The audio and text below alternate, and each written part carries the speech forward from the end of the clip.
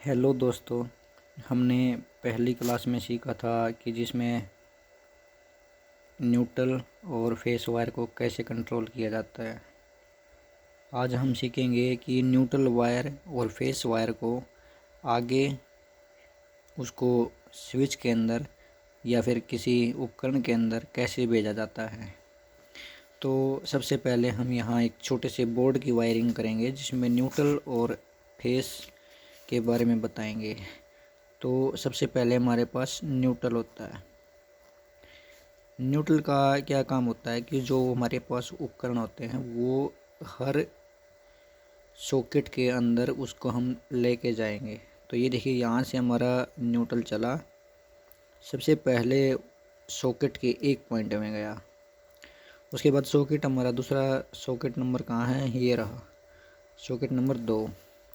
तो इस यहीं से उठा के या फिर यहाँ से उठा करके आप इसको लूप बना सकते हैं। तो ये देखिए हमारा दूसरा सॉकेट यहाँ है। ठीक है दोस्तों, इसके बाद क्या है कि तीसरा सॉकेट हमारे पास कहाँ है, या तो आप यहीं से लूप ले लो या यहाँ से जहाँ से आपको नज़दीक पड़ता है बोर्ड के अंदर। तो हमारे पास यहाँ से नज़दीक पड़ रहा है तो हम इसको यहाँ से कट लगा लेते हैं, इसके एक पॉइंट में जाने देते हैं। ठीक है दोस्तों, इसके बाद दूसरी सॉकेट हमारी कहाँ है, यहाँ पे है। तो हम इसकी पॉइंट को यहाँ पर लेकर जाते हैं। ठीक है दोस्तों, अब हमारा क्या है कि न्यूट्रल का काम पूरा हो चुका है। अब आती है फेस की बारी। क्या होता है कि सबसे पहले हम फेस को स्विच के अंदर देते हैं। जितने भी हमारे पास स्विच हैं उन सब के अंदर देते हैं। तो पहला स्विच यहाँ है, हमने यहाँ इसको जोड़ दिया। अब यहाँ से हमारा दूसरा स्विच कहाँ पे, यहाँ पे, तो हमने इसको जोड़ दिया। अब हमारा एक स्विच यहाँ है और एक यहाँ है, इसको हम लूप बना लेते हैं, लूप के अंदर उठाते हैं इसको। ये देखिए यहाँ से, और इस स्विच के दूसरा टर्मिनल है, हम इसको यहाँ से उठा लेते हैं। ठीक है दोस्तों, अभी क्या हमारा बचा हुआ जो पॉइंट है, जो स्विच का एक एक पॉइंट है, हम उसको सॉकेट के साथ कंट्रोल कर देते हैं। तो हमारा जो ये पॉइंट है, ये इसको जोड़ देते हैं यहाँ से। अब इसका जो पॉइंट है उसको उठा करके यहाँ जोड़ देते हैं, और इसका से एक पॉइंट है और इसका एक पॉइंट है, तो इसको यहाँ जोड़ देते हैं, और ये इसको यहाँ जोड़ देते हैं। तो हमारी इस बोर्ड की वायरिंग है जो कंप्लीट हो चुकी है।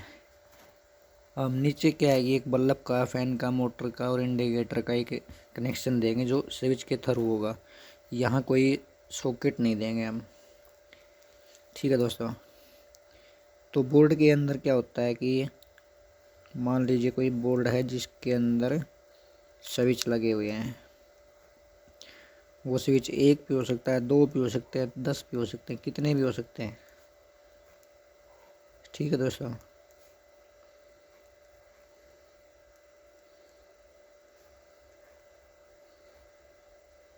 तो ये देखिए दोस्तों, ये हमारा बोर्ड है जो बन के तैयार हो गया है। ठीक है दोस्तों,